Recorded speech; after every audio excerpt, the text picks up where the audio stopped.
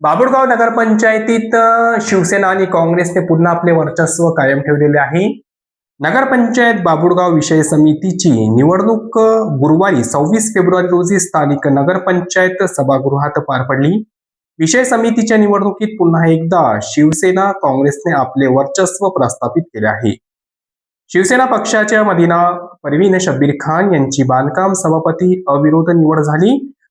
तर पाणी पुरवठा सभापतीपदी उपाध्यक्ष श्याम जगताप, आरोग्य सभापतीपदी शेख कादर, शिक्षण सभापतीपदी शबाना परवीन नईम खान, महिला व बाल कल्याण सभापतीपदी मजरूशी नंदुरकर आणि मंदाकिनी मोते उपसभापतीपदी यांची अविरोध निवड झाली आहे.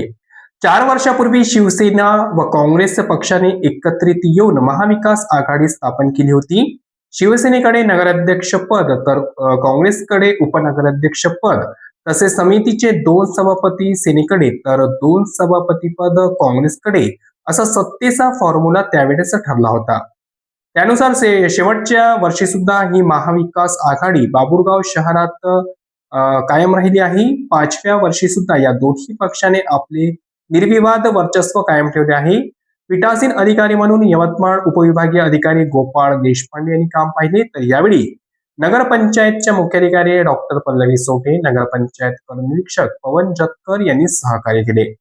दरम्यान नवनियुक्त विषय समिती सभापतीपदी यांचे अभिनंदन करण्यात आले. यावेळी नगराध्यक्षा संगीता मालपुरे, शिवसेना सत्ताधारी पक्षाचे गटनेते जाकीर खान, नगरसेवक अक्षय राऊत, शेख अहमद, अमर शेसाट, लता उत्तम मनवर, रेणुका सोयाम, राष्ट्रवादी काँग्रेसचे तालुकाध्यक्ष रमेश मोते, शिवसेना अल्पसंख्याक यवतमाळ जिल्हा प्रमुख शब्बीर खान, शिवसेना शहर प्रमुख नईम खान, प्रदीप नंदुरकर, अंकुश सोयाम, शिवसेना महिला शहर प्रमुख साधना सहारे, तृप्ती कुंडारे, सारिका वाघाडे, मीरा मालखुरे व आदींनी अभिनंदन केले.